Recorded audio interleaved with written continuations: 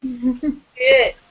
Hey everybody, welcome to Vaginal Fantasy. This is a book club where once a month, me and my friends get together and discuss a book of our choosing along with the 13,000 members in our Goodreads.com group. If you want to learn more about the group, go to goodreads.com/vaginalfantasy or tune in once a month to hear us talk and drink and be adorable, starting with Veronica Belmont. Hello. Oh, be adorable. That's some high standards right there. I don't know if I can pull that one off, but we'll do our best. Unconscious on your part. I love your new glasses, by the way. Thank you. Thank you. Yes. Very lovely. Our next host is Bonnie Burton. Hello. I'm on a lot of cold medicine. So even though I'm not drinking straight alcohol like some of our hosts, I am probably hallucinating right now. So I can't guarantee I'll make much sense, but I will be very entertaining. And then we have the last but not least, Kylie Caseby with the long flowing lustrous locks as usual. Hello, I'm pregnant. Yay! And I'm cranky. So, yeah. We're very We talked excited. about it last month. No, we didn't. That's your first, because you were not announcing it except for the day before. It was the day before you announced it, wasn't it? Mm-hmm. Yeah. So congratulations. How far along are you? I'm 9 weeks. Oh, wow. But it feels like much more because I've gained all of my pregnancy weight already. So, because I'm an overachiever. Eat all the things. Eat all the burritos. So, yay. Did we tweet out the link to this? Vaginal Fantasy Hangout. Well, it's just our YouTube page, and Okay. yeah, so I retweeted that. Or what? But it's youtube.com/vaginalfantasy. Yes, or you can actually link it. I'll actually. You guys talk amongst yourselves, and I'll link it on the Twitters. Okay. Okay. Just You catching want up. to talk more about my pregnancy? Yeah. Make me scared, Kyla. Make me dread what would happen if I were to do that. My breasts are huge and unwieldy, and Not I a don't bad know thing. what to do with them. Yeah, but it's very uncomfortable. And what else? Oh, there's cramping. That's fun. And headaches. Headaches all day long and at night. When does it start kicking? Not until the end of the second trimester, I guess. The only thing I know about babies is from horror films. So The Omen. Yeah, I'm sure that's what's happening in here. When does it burst out of your chest? Yeah. I'm assuming any moment now because that's how it feels. And Chewy Sugar that's what's making me so angry. Chewy Sugar in the chat says, "Hey, it's like the ending of one of these romance books." Hey. I'm like, ha. That's what doing the nasty will get you. That'll learn you. I'll learn ya. I have an announcement to make as I well. hope it's a dragon, baby. I hope it's a dragon kitten, baby. So I have a very fancy, very expensive bottle of Macallan, and I have to say thank you to Craig who sent this to us. Unfortunately, he sent it to me, so good that luck work out for having you? any of this. Yeah, it's beautiful, and I think I should open it now and give it a little taste. What do you guys think? Yes. Yes, that was a resounding yes. That would Hopefully be a it's not yes. like a cork. I actually do have a Macallan's that I have in sympathy, and a piece of the cork has been floating in it for about 8 months. So that's going to be, it's better, right? It has the essence of oak and cork. Ooh, boy. Ooh, baby. Okay. What else are we drinking? I'm drinking. What are you drinking? I'm drinking kombucha out of a skull mug because I'm on anthrax medication. What? Because I have pneumonia, and my doctor was like, you can't take the regular pneumonia bronchitis drugs because your body has gotten a resistance to it because you're sick like every year. So, like, here's the silver bullet. Enjoy it, because once you're immune to the silver bullet, you die next time. So. Well, come on over. I'll make you some hot toddies, some very expensive hot toddies. Okay, but I feel better. I don't want to be typhoid Mary. So when I'm better, I'll come over and we'll do hot toddy scotch plus whatever. But I'm on a lot of medicine. So I'm on, like, I did a lot of Dayquil, NyQuil, Mucinex. Just a whole cocktail of drugs. I'm Yeah. I'm very concerned for you, Bonnie. Like I don't like the fact that you're on all these drugs, but you do look lovely. Have you lost weight? I lost a lot of weight. So, On pneumonia? Can I just look at one bright side? so even though the drugs are coming and break out and hallucinate, I mean break out on my skin, not like break dance. That would be awesome. Would. But because of that, I've lost a lot of weight. So I've actually, in the last month, I think I've lost 15 pounds. Oh my God. So that's What? good. Wow. I'm gaining your weight. You are. That's great. You're welcome. Yeah. What are you drinking, Kyla? Since you can't drink. I'm drinking the Earth's water. Oh, Earth's water. Just that's a very large mug. It's a mason jar because I live in Portland, Oregon, and so there's that. And then it's ice water. It's a lot of ice water because when you're pregnant, all you ever want to do is drink ice water and then pee, and then drink ice water and then pee, and that's your life. You're making my uterus shrivel, Kyla. Like, I mean, I wouldn't be opposed to one day making that happen, but everything you're talking about is like delaying it to like maybe seniority. I know. I'm sorry. You know what? In like 4 or 5 weeks, I've been told I'll be saying all the nice things about it. I'll be all happy. I don't think so. I don't think No. I think you start getting more, you get different pain. And No, they said the second trimester is like the honeymoon trimester. You feel really good. Your energy comes back. You can exercise, and you're not sick anymore. okay. That's what they told me. No, I've heard that as well. And then you get kind of so big that it's still like you're just uncomfortable because you're so big, but it's not really that awful. You're just like, huge. get out of me, get out of me, get out of me. I'm over And it. you kind of just push people around with your belly. You're like, get out of my way. I'm pregnant. You and the baby are both like, I'm so over this right now. We need to like spend a little time apart. Yes. And then You be over there, and I'll be here. Right. Yeah. Yeah, we need at least 3 inches of distance. Oh God, yeah. Or 3 feet. Well, the good thing is that Kyla, you can keep us on track if because Veronica and I are drinking the hardest whiskey, and then you guys are not drinking at all. So That's at least right. we'll have Delightful, by the way. I'm on a lot of other stuff, so I don't even know what's going on right now. So it could be fun. Oh, okay, I'll good. keep you all in line. It'll be good. Ian Neufeld asked, "Can we cast Kyla's baby?" Yes. Okay, when we get to casting, we can cast who's going to play Kyla's baby. Okay. Okay, so to get back on track, so this is a book club, and we have over 13,000 members, almost 14,000 members. And the great thing about it is that outside of this hangout once a month, we also have lots of other hangouts going on around the world with smaller groups getting together, either online or offline. And I like to give them a shout before we start out. So this month in April, the Denver Dames met, the Vaginal Fantasy Down Under met online, the Ambassadors of Smut met, the Jayville Vajayjays met, the Austin Reverse Cowgirls, and the Viking Booty in Sweden met, which is pretty cool. Oh. Yeah, and into Sweden. Sweden. And booty. oh, would you like the booty? Booty. And then we do a little dance. Always with the elbows, with the accent. It's the only thing you can see in a hangout. Next month we had the Gotham Quills and Quims in New York City, and Only Lovers Left in the Library, which is a new group meeting May 2nd. I'm not sure where that is, Good but name. if you go, I know that's a really good name. So if you go to goodreads.com/vaginalfantasy, you can see where everybody hangs out and maybe join a group or start one of your own. So thank you, ladies and gentlemen.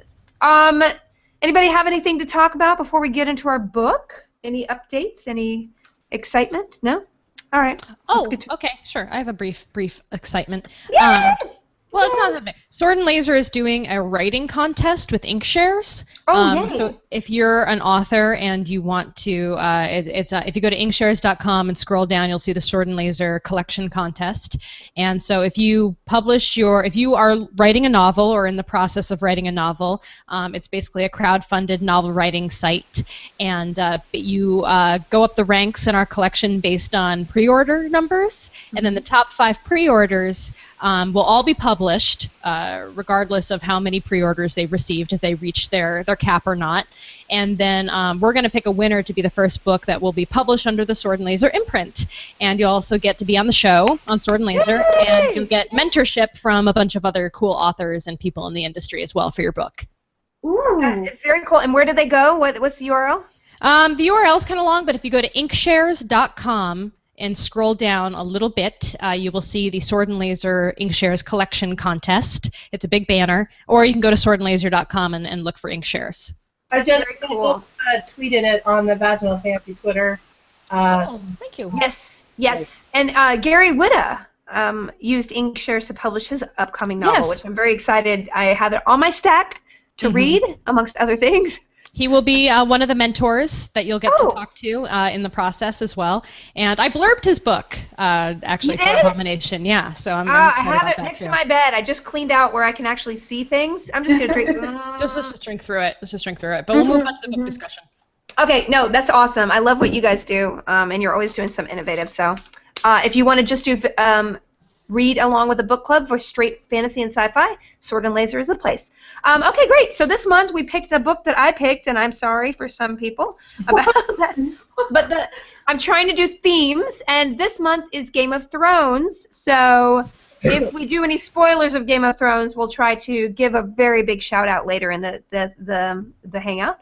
But the theme was epic fantasy, and I picked this book because I knew it had a kind of a romance in it.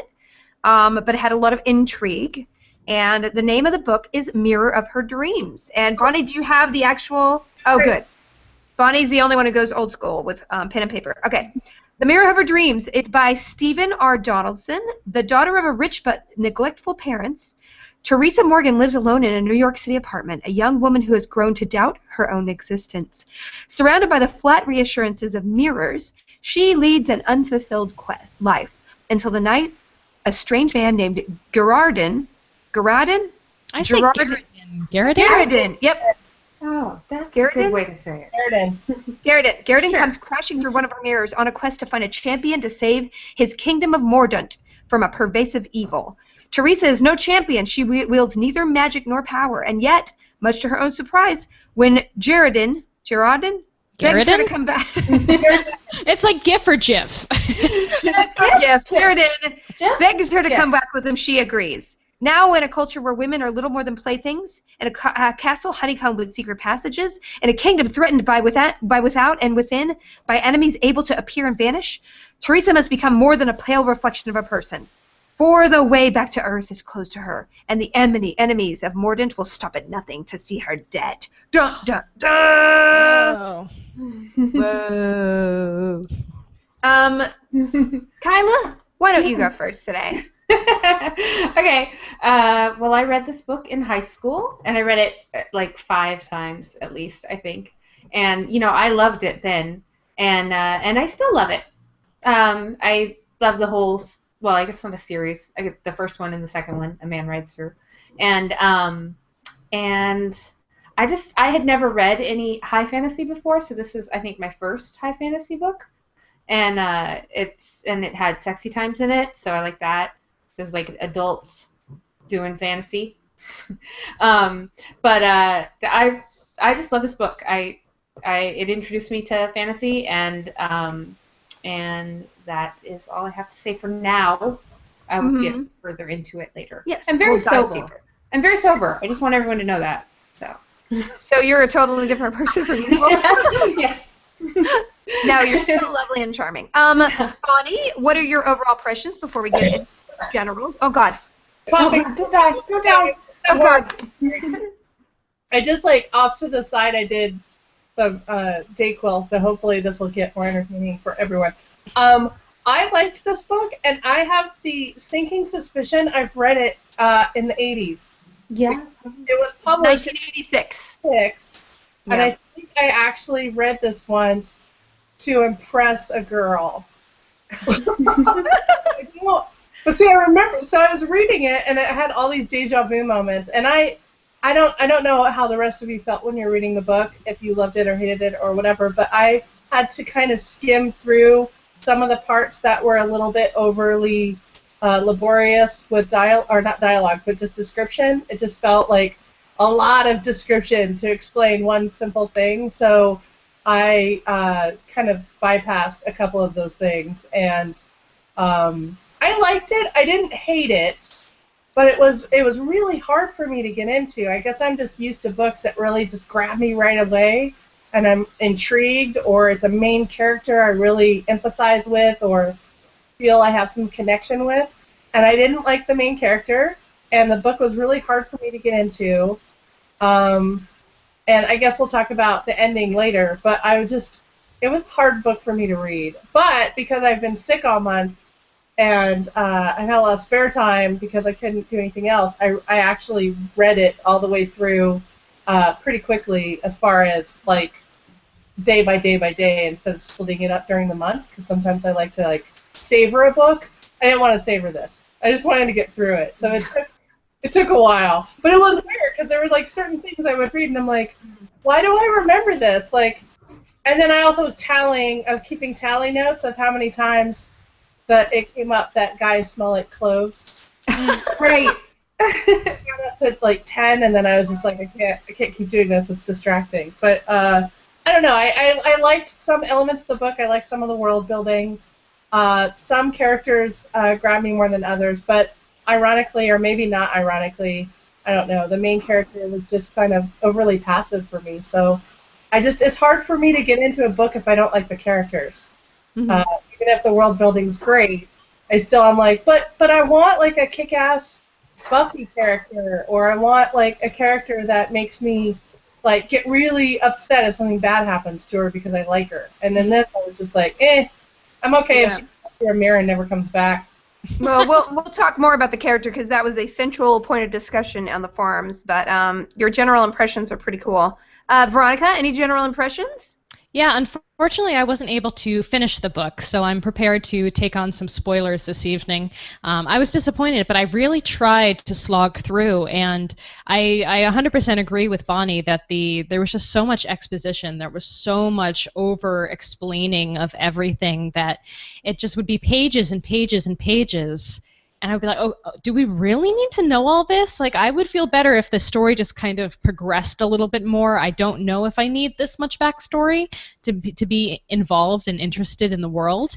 And also, I very much agree with Bonnie that Teresa as a character was just bland as hell to me. She was not at all interesting, at least in the first 40% of the book. I can't speak to how she evolves further down the line.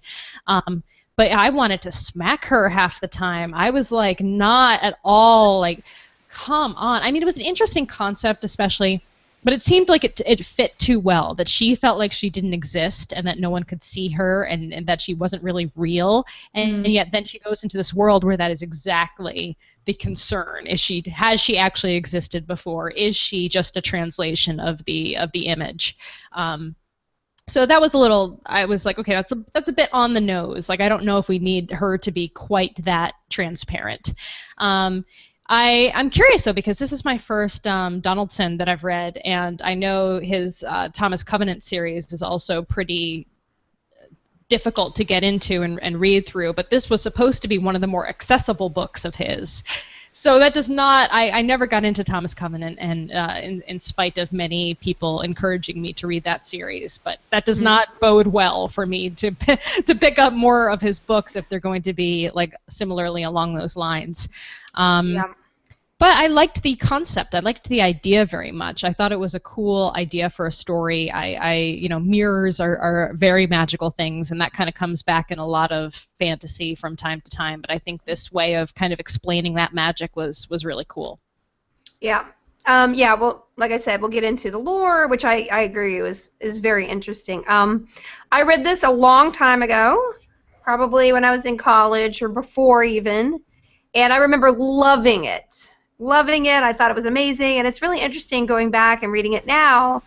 And we can talk a little bit more about the character, but reading it this time was really hard. I mean, there were some interesting things, and I thought it started out in a really interesting place. Like, I agree with you that it was a little on the nose to have her be invisible, but like I actually felt like the drawing of her initial character was really interesting. And I think as a kid, you're powerless. And if you're in a situation or you grow up in a situation where you feel powerless or kind of trapped or anything, you know, I had aspects of that when I was growing up, and that's why I think I identified with her initially. So I was on board for the first maybe fourth of the book, and then I was like, get over it already, do something. And then I got angry, and then it started picking up toward the last fourth, and then it sort of ends abruptly. So from what everybody says online, the second book is really where everything pays off, but getting through that was it was very difficult for me, and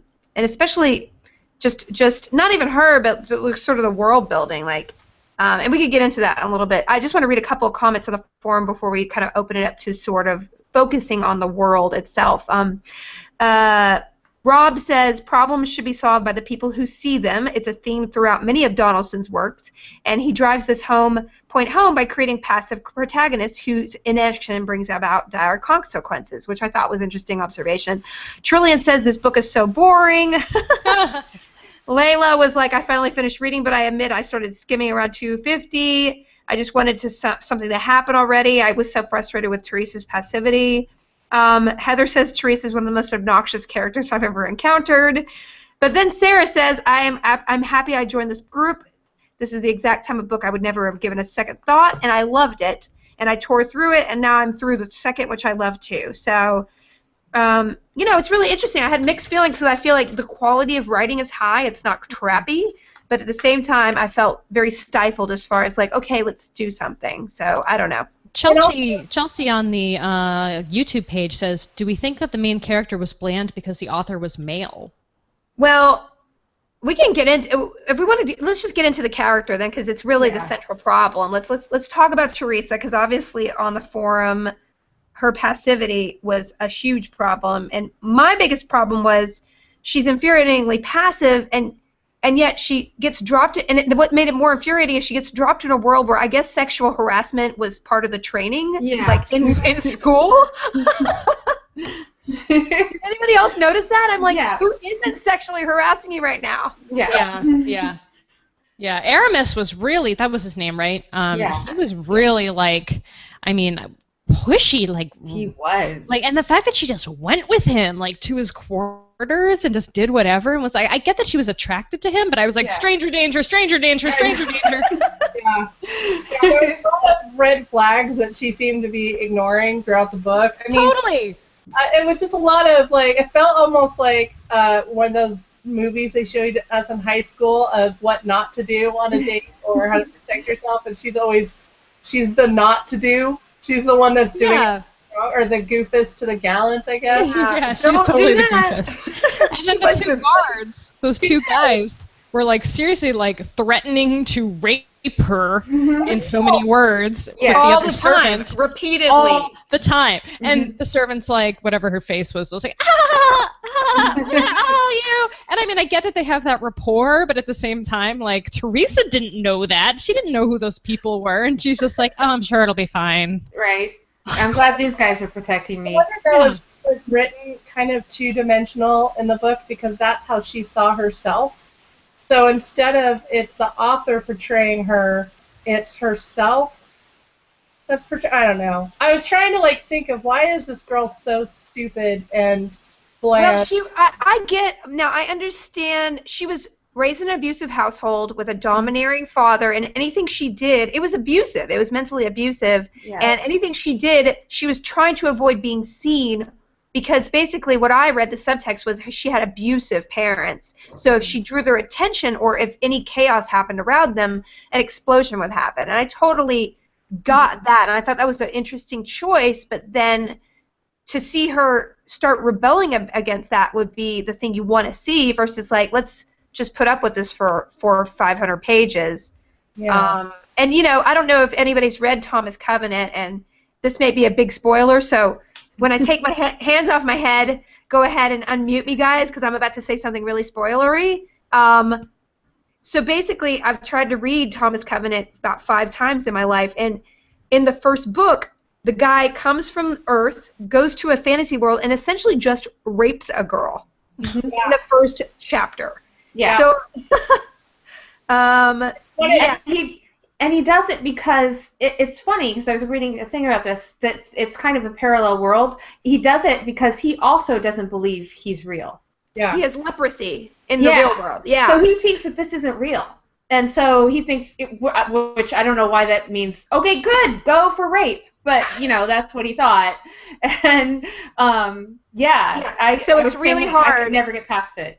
So it's interesting. Okay, I'm taking them off, so we won't talk about that. But it's interesting to know that about this author and then see all the men behave in this manner towards the woman and have none of the women fighting back against it. And I'm like, okay, what's in the mind of this author? Like, you would do that in order to have the main character rebel against it and show everyone this is not right, but yet you don't have that in this book at all. Unless he wanted her to be kind of like a martyr and, put up with horrible behavior. It's hard because on our forums, I can't remember which user commented about this, but look back in our forums in the discussion. It's someone that has foster kids and deals with the foster kid system, and it's really hard for kids to kind of come into their own and have self-worth and esteem if they've been told they're crap, or they've been abused, or they've been feeling like they're should be invisible. Like maybe instead of being beaten, their parents just never acknowledged them and never gave them any attention. Mm-hmm. And there's two ways that can go. It can either be that person will end up rebelling and trying to get all the attention as just a pain in the ass kid, or it's the kind of kid that is heard so many times that they don't matter, that they believe it. It's kind of like that Buffy episode where the girl is ignored by everyone and then she eventually turns invisible, and then havoc all over Sunnydale. It's kind of like that's how I was kind of perceiving this character. But just a quick trivia on those Covenant books, and it's not a spoilery thing, but I remember those books being for sale in Christian bookstores. Yeah, that's how he got his start. That's how I found out about the author, and I was just I think I read one of those books because I was trapped in a Christian bookstore, because when I grew up, that's all we had were Christian bookstores. We didn't have regular bookstores. We didn't have the internet. There wasn't I wasn't in a college town. I was in a Children of the Corn town, so that's all we had. Yeah. And I remember getting one of those books going, is this okay? This seems wrong, but there's bad sexual behavior all throughout the Bible, so I guess it doesn't really... Yeah. Well, Adrian Jones on Twitter says, I don't think the writer being male had anything to do with Teresa being bland. The other women are pretty interesting. There are interesting. I mean, even Sarah's and the two daughters are interesting, so it was a choice. I don't know. Characters in this book. Are we calling him? Can I just call him Jerry? It's easier to call him Jerry. Yeah, I call him Jerry. Garridan? Garrodin? Oh, Garridan. Or Gerardin. Sheridan? I always called him Sheridan. Sheridan. I'm calling him Jerry. He's Jerry now. Jerry. Oh, Jer. Okay, Jerry. Jerry. Classic Jerry. Jerry? I like Jer. I liked his character. I kind of wish the whole book was from his perspective. I could have to read every time he would pop up. I'd be like, yeah, I can get into this. Is kind of an interesting character. This is an interesting guy, and then it would go back to Little Miss Plain Jane Bland girl. So I just watch her. She just watched the whole time, literally 20 pages of dialogue where she's just in the corner. Yeah. But I have to defend Teresa as well as I can without spoiling anything. This is about her journey, and it is about her character arc. So the problem is you just have to be very patient, and you do have to watch a lot of her being passive and watch her be with Aramis when she's fighting. She doesn't understand because she's never been with a man, and this is she doesn't understand these new body impulses and what's happening to her. So she's sort of just going with it. So you just gotta be patient, because I don't want to give anything away, but you just trust me. In the second book, right? Yes. You're talking about in the second book. Yes. So is this essentially just one book, and it should be read as one book? Yeah, I think so. Yeah, that's what I think. From what I'm reading, and I read the second one and I loved it when I was younger, but from refreshing my memory with all the reviews, it's basically you have to read the whole thing, or you just get frustrated because her arc just doesn't reach any fruition in the first book. No. What did you guys think about any of the other characters? Like, I mean, we've already talked about what a creeper Aramis was. Yeah. What happens to so I guess I kind of am asking for spoilers because I didn't finish the book, but what's Havelock's deal? Like, does he stay crazy? Oh, yeah. Yeah, he stays crazy. And what happens in the book? I'm never going to finish it, I think. You guys have basically convinced me that this is not worth getting through the next 50% of this book or 60%. So what happens? I mean, essentially, the daughter, the E. What does it start with? The one that starts with an E. Adrian, or I don't know. So the short black hair. She falls in love with the prince from the other nation who comes to make a truce, and then they start mechanizing behind the back, and everybody starts backstabbing, and the end of the book is basically they get sieged, right? Am I right? They get basically the castle gets sieged. Yeah. So they're under siege. Yeah, she goes in and poisons the water, and they're kind of screwed. And winter is like not coming. So they were in winter. It's the opposite of Game of Thrones. Yeah. Winter not coming. So when winter starts going away, they know that people are going to invade from both sides, essentially. So I was like Garrison during the whole book. I was like, oh, the king must have some master plan. He must be faking all this crazy. But was he actually just crazy and dumb? As of the first book, yeah. Oh, great. Okay. So there's no big turnaround on that. Okay, interesting. Well, that's why I was trying to read spoilers for the second book, because I want to know if Havelock is really crazy. I want to know if the king really does have his crap together. I want to know exactly what the hell Teresa can do, and yet I'm so angry that I had to go through the whole book. So is she an Imager? Does she turn out to be? Every time I say Imager, by the way, I think of Imgur, the photo sharing site. Imager. We can't which is tell Imager, which I call Imgur because I think it's funnier. Imgur. I get on the Imgur and I find the funny photos. So is she an Imgur? Well, not by the end of the first book, right, Kyla? Oh, this is awful. There's no payoff. There's no payoff in the first book. You have to read the second book. I would recommend Veronica don't. Just go to the second one. Just go to the second book.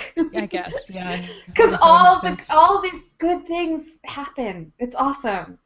I don't like that. I don't like it when there's no payoff in the first book. And I kind of felt like that with what's the series with the Shrike? You know. The Hyperion? Hyperion, thank you. Yeah, Dan Oh, Simmons. God, the yes. Hyperion series, I was like, my brain exploded at the end of that book because I was like, what do you mean there's no ending? And then I started reading the second book, and the second book started out really boring, so then I just got rage quit that too, and I need a little payoff in that. Well, I mean, you could cheat, and you could just listen to the audiobook of this, and then go to the second book and read the second book, because a lot of people in our forums were like, there's no way I'm going to read this whole thing, I'm just going to audiobook it. And so it's a cheat, but not really. Like, I kind of feel like if the book doesn't have a huge payoff, and it's almost like you have to take it before you get to the interesting stuff, kind of like college, where you have to take all that boring stuff before you get to take, like... The prereqs. This was basically, book one was prereq. Yeah. Question. Yeah. It's like English comp. Series. Yeah. And I think you could get away with just audiobooking it, or just read a bunch of reviews that give a bunch of spoilers. And then just read the second. Yeah. Well, I mean, I could read more comments, but it's like, Teresa is a lifeless character. Teresa is infuriating. Teresa, and everybody's just so angry. Yeah. I mean, some people did like it, and there were parts I did like. I love the mechanizations of some of the politics, and because the theme of the month is Game of Thrones, like there's a lot of intrigue in that, and of course it's obviously a lot more accessible, but in that vein, what did you guys think about the world building and the intrigue going on in the plot around Teresa? Was that interesting to you, or what? Go ahead, Pat. Oh, yeah. Don't all jump in at the same time. It's awkward. I thought it was really interesting, that the constant questioning whether the king was sane or not. What was he plotting? The master Havelock or whatever, is he crazy? Is he not crazy? Is he crazy but he knows what he's doing? And And then, like, is she into Jaredin? Okay, I know that wasn't. Jerry. Ooh, they say on Twitter that it's pronounced Gaeredin. Gaeredin. Gaeredin? Why did they make it more complicated? Gaeredin. Jerry.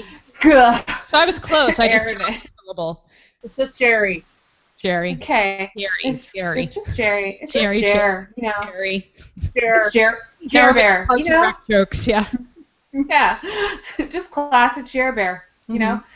It's just what he does. He's always tripping over his feet and not being able to do magic with mirrors. That was refreshing to have the guy be the klutz, because in other romance books we always have like the main girl character who's always falling downstairs or can't do anything without tripping over her feet or whatever. It's kind of nice to have a dude be sort of like the Jerry Lewis guy. And that is true because, I mean, this is one of the first books we read by a guy in quite a while, but since, like, I think Guy Gavriel Kay. And the interesting thing is that in all the ones in the books predominantly written by women, the love interest, who's a guy, dominates the woman. He's always alpha. He's always richer than her, more powerful than her, suave, self-confident, and she's always like, oh, you like me? Kind of thing. And it's interesting, there's a reversal here because Aramis is that guy, but he's a total greaseball. And then Jerry is like, I'm just a floppy, cute guy who has no dominant bone in my body, and who's literally discounted by the sister, who's like, I don't want to get with that guy. He's not going anywhere. And yet he's the true love. Like, he's the real love interest here. So it's kind of interesting that we got a guy character to actually create a more equalized relationship in a romance. Yeah. And systematically in the forums, most people liked his character the best, just on an average. And it's interesting that he's not the main character, and yet people are gravitating towards him. They want to know more about his backstory, his point of view, his thoughts. So I don't know the subsequent books after this if they go more into side characters more than her. I'm assuming I don't know, Kyla, do they? Do more side characters get? No, I mean, other people are introduced, but it's still all around Teresa's point of view. But it gets more and more interesting. Yeah, I mean, I will say that I brought this up earlier. You know, how do you treat a book if you don't really like the characters? So can the world building save it? And there were certain elements, like I like the mirror aspects, and I really like the peacock room. Yeah. You know, like that sort of stuff. So there was enough stuff in there to get me to finish the book, but I just didn't find myself totally wrapped in that world. Like, I wasn't.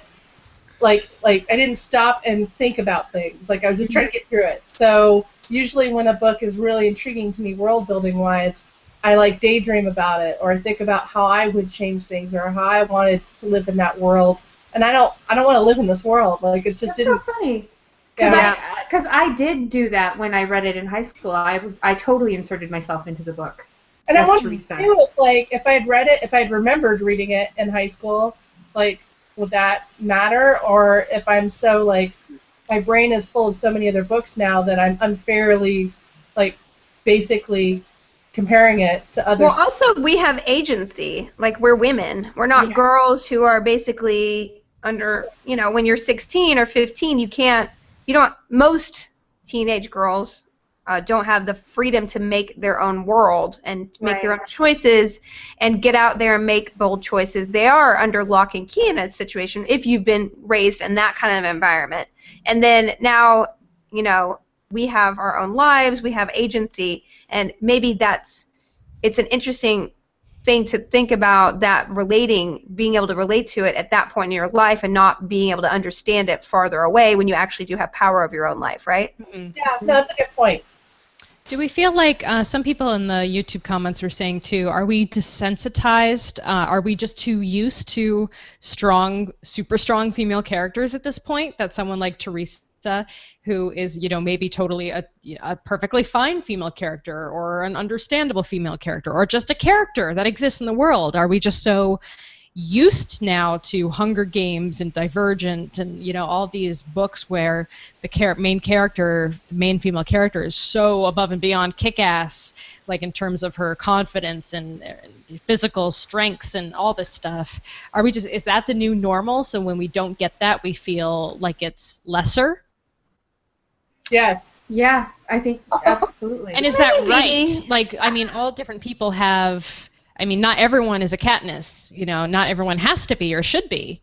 Right. She seemed to lack a curiosity. You know, that's what I didn't like about her. Like, I relate to either more passive characters or more introverted or less bold characters, like as a person, but she seemed to lack a lot of the time. She did a little bit with the king where she was a little bit bold and spoke out, but like she didn't seem to have a lot of curiosity about herself, like her own powers. Like, what is the thing with her in the mirrors? It's like, why are you ignoring that? Or self-reflection when she was being just under Aramis's spell when he's just like kissing her boobies and it's like, I'm yours, you know.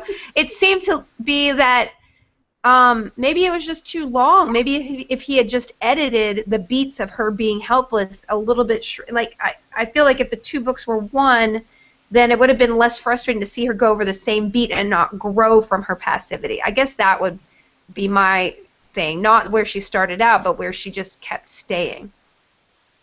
Mm-hmm. I don't know. I agree, and I mean, to a certain degree, I guess because I'm so attracted to main female characters of girls I wish I was more like. So maybe that's part of it. So I gravitate towards books that have main characters that are more Buffy-like, or even just more sarcastic, like the lead in iZombie. I love that show, and I love that comic series.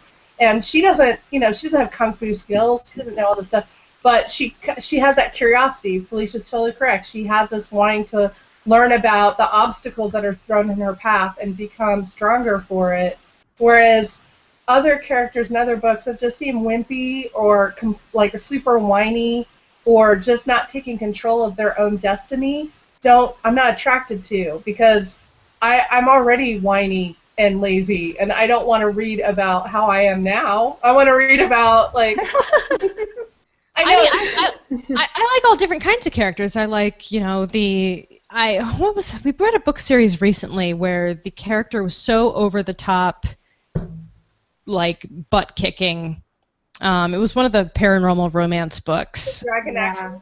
It was too much. And I was like, but I liked her, but she was very over the top and kind of snarky and was like, you know, whipping out her swords all the time and doing the whole deal. And I was like, well, that's not me, but I appreciate that.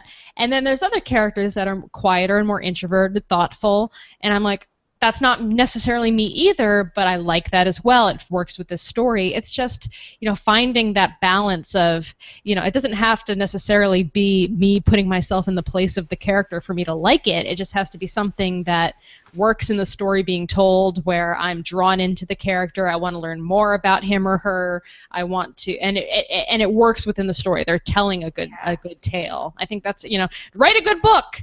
I guess. I'm not saying this is a bad book, but, like, you know, I mean, we like what we like for whatever reason. Well, also, if I don't think it's strong female. Yeah, Emily in chat was like, oh, I hate that phrase. I'm like, I do too, but it's.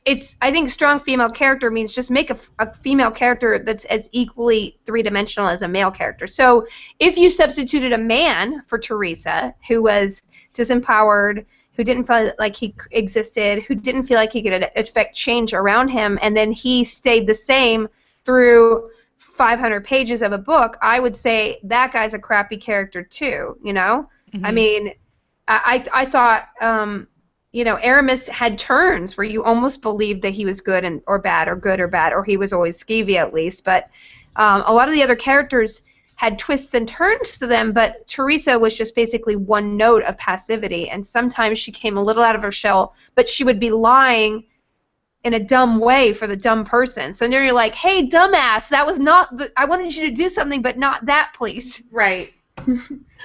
Yeah. Did you find yourself yelling at the book? Because I did. A little bit. Like, I wasn't so angry at the book that I, like, threw it across the room, but there were moments where I was just like, come on, wake up. Like, I just wanted someone to shake her or do that like the slap thing that gets the character out of their, boringness and into action. But Well, yeah. Well, I'll bring it like we're talking Game of Thrones and no spoilers, but every time I watch Game of Thrones for the past like 6 episodes, I'm like, Daenerys, get your shit together. Like you're Right? doing the same beat over and over again, and that's, I'm sorry, not what you want a character to do. So like if you look at Arya, I mean there are amazing female characters and male characters in that, but Arya, like she's taking Arya. control. Arya, you've got Sansa, who's passive but is doing some interesting things, and then you have Daenerys, who's used to be the kick-ass character ever, and it's just like, get your shit together. Well, I think that also makes her, yes, I agree with you, but I also think that makes her kind of believable because she can't be so one-dimensional that she's going to be making the right choices all the time. Like, she's essentially a small child thrust into the role of being queen of fucking everything. Right. And, like, she has advisors, but you never know who to trust and who to take into consideration. And so she's trying to find her way, and she's definitely going to make mistakes, and I think that makes her more believable and honest as a character, in my opinion. True. But Sansa's kicking balls this season. I love it. Yeah, I know. It's awesome. I don't want to spoil anything, but that last episode, I was like, yes. Okay, let's talk about the.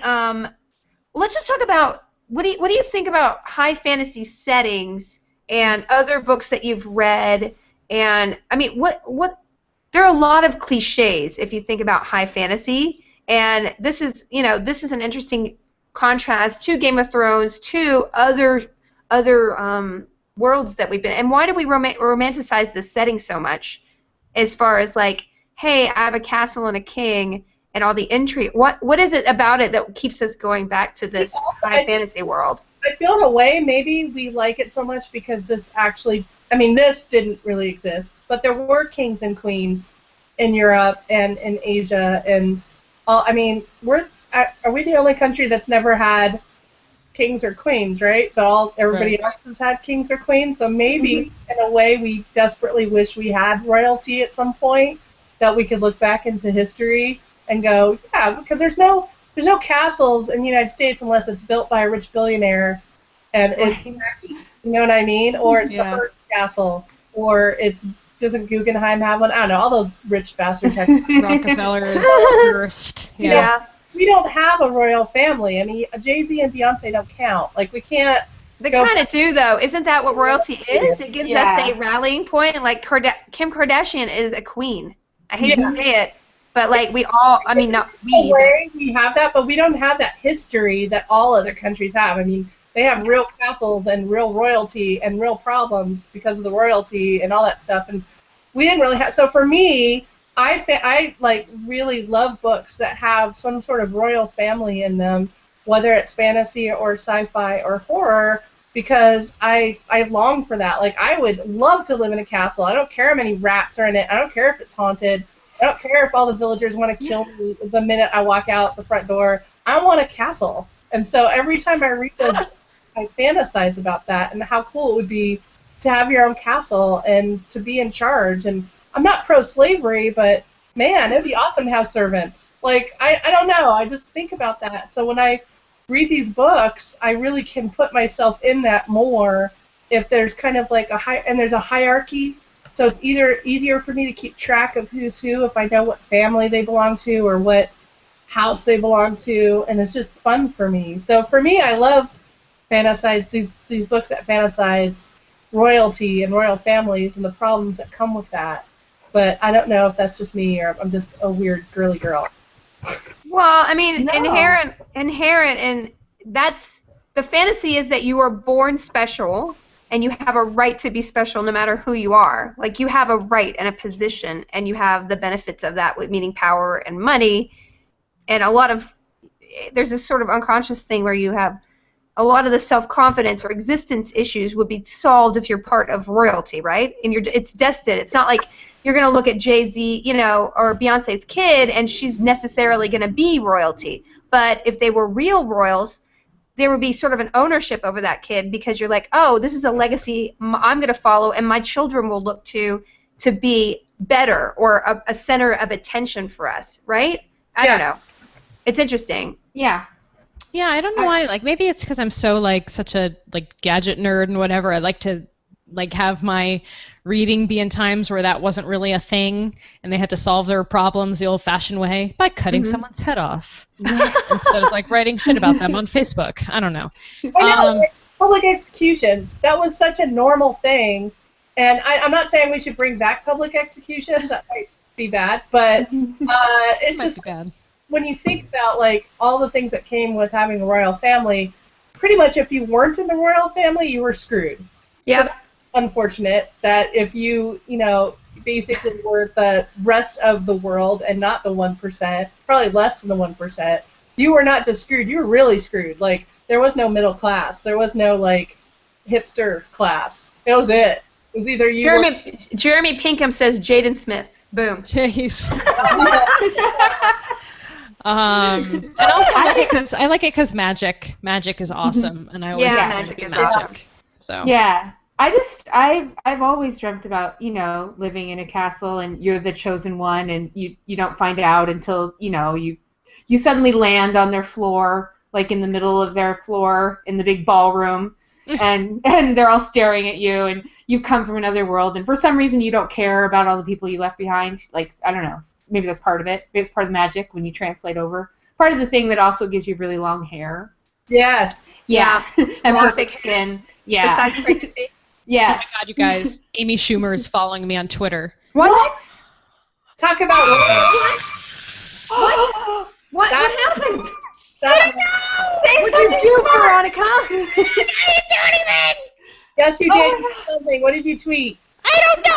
I love her. I don't know. I don't know what I did. Oh my God. Oh, okay, sorry. My body's tingling and my face is getting really hot. Because now you're going to be scared that she'll She doesn't follow me. Oh, so it's not a Tyrese situation. yeah. Tyson. Yeah. Tay Diggs. Hey Diggs. Yeah. We were all like, Tay Diggs is following all of us. We're like, Yeah. oh, he's following you too. Oh, awkward. Follows like Wow. pops. It's nothing Well, special. Sorry, I had a little squee moment there. Yeah. It's not that I She's wasn't not paying following me. attention. She's not following me. Oh, question. All the can you guys let's list all the books because Heather says it has the book setting premise I hate the most. Someone from our normal world gets pulled into a different time or place, which is my favorite premise. That's my favorite. All our books that we've been reading are like that. Like So yeah, exactly. What other books? Like there's a Guy Gavriel Kay series called The Following Tree or something like that. Anyway, it's about a group of friends, like college friends, who get transported to another world, and it's. Yeah. I remember it being amazing. I don't know if it's amazing now. The Finnevar Tapestry. Yeah, Finnevar Tapestries. What other books are like that? all of them. Outlander. I mean, Outlander. Perfect Outlander? example. Perfect.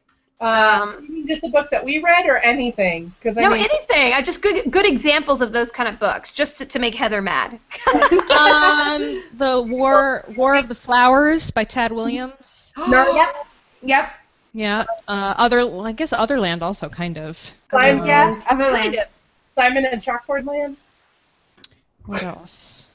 Are there? It's not nearly as popular for Doesn't Charles DeLint science fiction, right? do that though? Well, actually, the book we're reading right now, In Sword of Rhiannon, is that at least in the very Really? beginning. Yeah. Interesting. I mean, It all is a the, sci-fi. it's funny because a lot of TV shows that I really love are like Continuum is like that. Once Upon a Time. And it's Kind funny of. 'cause all these are based on books, but most of the TV shows that you're watching now are mostly either based on comics or books that are in either sci-fi or fantasy realm or horror. So it's just it all falls back to books anyway. But I think that fish out of water thing where it's like you come from one world or time and you're thrown into a different world or time. I mean, Sleepy Hollow is a perfect example of how that really works well as a TV show. So good. I mean, Quantum Leap was my favorite show as a kid, bar none. Quantum Leap, and he got to go everywhere. Yeah. And even Sliders. I mean, Sliders. Even Wizard of Oz. I mean, this Wizard of Oz. Doctor Who. Doctor Who. True. Yeah, Doctor Who. Yeah. There's Robert Heinlein, The Number of the Beast. I mean, they go to so many different worlds in that one. Yeah. Yeah. I mean, the thing, like, you want that. You want your imagination to be sparked. I don't necessarily. I don't want it to be like Jumper, where it's just like I'm in San Francisco, and then all of a sudden I'm in Brooklyn, which is the same thing these days. But I don't want to. I don't care about that. Like, I don't care about straight across transportation. I just Amber Chronicles. Amber Chronicles. Yeah. Oh, I didn't read those. They're so good. Are they really good? Yeah. Okay. Zelazny. Roger Zelazny. Okay, I'm gonna read those. So I feel like that's pretty common, right? It's a pretty good common trope. Yeah, Yeah. for sure. But it is a lot more common in fantasy. What about the trope of using mirrors as part of your world building? Did you guys? I feel like that is common, but I can't think of any other than, Snow White. Snow White, like really think of any other major examples off the top of my head. Mary and Zimmer Bradley, they use the mirrors all the time for scrying. Oh, that's okay, scrying. That's a thing. In Neverwhere, no Gaimans, or is that just doors? I feel like mirrors are. I don't know. And now I'm just thinking about that Mighty Boosh episode where he's stuck in the room of mirrors. Oh, it's so good. Oh my God, that's one of the best pieces of television ever made. That and Crack Fox. Oh. Yeah. The Crack Fox. Oh, I love that show. If you have not watched The Mighty Boosh, guys. It's awesome, and it's so surreal, and it's amazing. But I keep thinking in the mirror room, where it's just a bunch of mirrors, and he's trapped in it, but he's okay because he's so narcissistic. He's like, I can live here. That's cool. I don't need to. But he's traveling through mirrors. But I was wondering about that when I was reading this book. Like, how often do mirrors show up as a transportation device in fantasy books? Does that happen a lot? Because I don't read a ton of fantasy, so I don't know if that's a trope or if that's. I don't think it's really, really common. That's what I thought was really, I feel like the setup of the book was really strong, and then it just sort of got overly complicated. I think I would love to see an edited version of books 1 and 2 together, and I really just still want to know what the hell Teresa can do. So I might actually buy the second one just to skim it. Just go read it on Wikipedia. Go ask someone. That's what I do. When I want to know what happens in a book, I just read the Wikipedia plot summary. You can just wait till this is over, and I'll tell you guys what happens. Okay. Okay, that's good. That's Thanks, good. Kyla. It's a totally valid way of doing this. All right, well, we're going to start wrapping up. Let's do our casting, guys. We have some really good suggestions. Master Aramis, we have some Benedict Cumberbatch suggestion. Boom! Boom! And that's by the way, I'm still on my Cumberbatch cleanse because I need Cumber cleanse? Cumber cleanse because I was overdoing it. I might have been. I think we mentioned this last episode. I might have been a little obsessed with his marriage, and so I took a step back and realized it doesn't matter because in Hollywood, relationships, actors and relationships, you never know. Aside from Felicia, who is the only person I know that's stable. Most people don't. I'm not stable. You mistake me. They're British. British people stay together. It's Hollywood people who break up with people, but British people stay together. They do. Together until one of them's beheaded by a king. So. And I don't think that's going to happen. I don't think William's like that. Yeah. But I was trying not to put Benedict Cumberbatch in the casting, so my fallback Cumberbatch is always Tom Hiddleston. Oh, he would be a good Aramis. So I was thinking for him for Aramis. Is he a I was thinking Chris Noth because I watched 2 seasons of The Good Wife back to back, which by the way, guys, that show is amazing. It's great. I can't keep up with all the things. I know, me neither. I was in Supernatural and I had a whole weekend off and I watched 27 hours of The Good Wife. Oh, that happens to me with Bones. You know, Vancouver is a beautiful city to explore in your off hours instead of sitting in your hotel room. Whenever Felicia's trapped in a hotel room, I love her tweets. It's like, okay, all night, Law and Order binging and room service. Right there. When I'm in Vegas working shows, I'm 100% Law and Order, Bones, and CSI. Bones is always on. Bones is always on. You should add in The Good Wife because it's actually an excellent show. But it's not on TBS. So. Oh.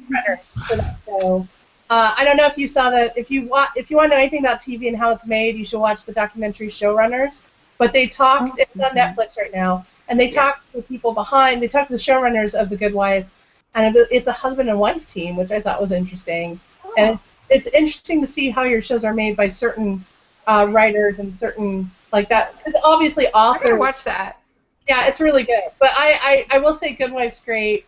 And if you guys haven't watched Daredevil yet, do because it's on Netflix. Oh yeah. It's not really good. scary, right? It's No. okay. It's not scary. It's like gritty. It's kind of like the Batman reboot when it was like, oh, this is super dark and everyone's evil, and It's literally dark. but it's believable. Everybody that I've talked to that do martial arts say, I'm really glad they show the lead character of Daredevil like winded and tired after a fight, because I always hate superhero shows where they don't have superpowers like Arrow. Like Oliver Queen is a regular dude, but he never seems tired or winded after a fight or even during a fight. Whereas Daredevil, it's like he has to take a breath. Like he has to like breathe, and he gets hurt a lot. So it's good. I just want to put Karen from Daredevil on a raft with Barbara from Gotham and Iris from The Flash and just go, bye, ladies. It's really good because Gotham took a 50 Shades of Grey angle this I season. saw that last week. And it's actually really, really good because their serial killer, played by Milo Ventimiglia, who's amazing. It was great, yeah. It's a very interesting take, and Barbara just suddenly got interesting to me because I felt the same way. I hated Barbara. I thought she was boring. But this season, it's like, oh, wait a minute. She's got... Karen from Daredevil is pretty boring. Okay, what about casting Teresa, guys? Does anybody have... can muster... Did she have? I thought Amy Adams. would be She had red hair. Yeah, she's a redhead. She was a redhead? Yeah. What? I did not picture her as that at all. Yeah, but I had to go back and look at what her hair color was because I just pictured brown. Oh, I did brown, too. She's a redhead. Okay, so you're my Teresa. I mean, I believe you. Well, people are saying Karen Gillian would be good. What about Amy Acker, like back in Fred days? Oh, yeah. No, yeah. Good.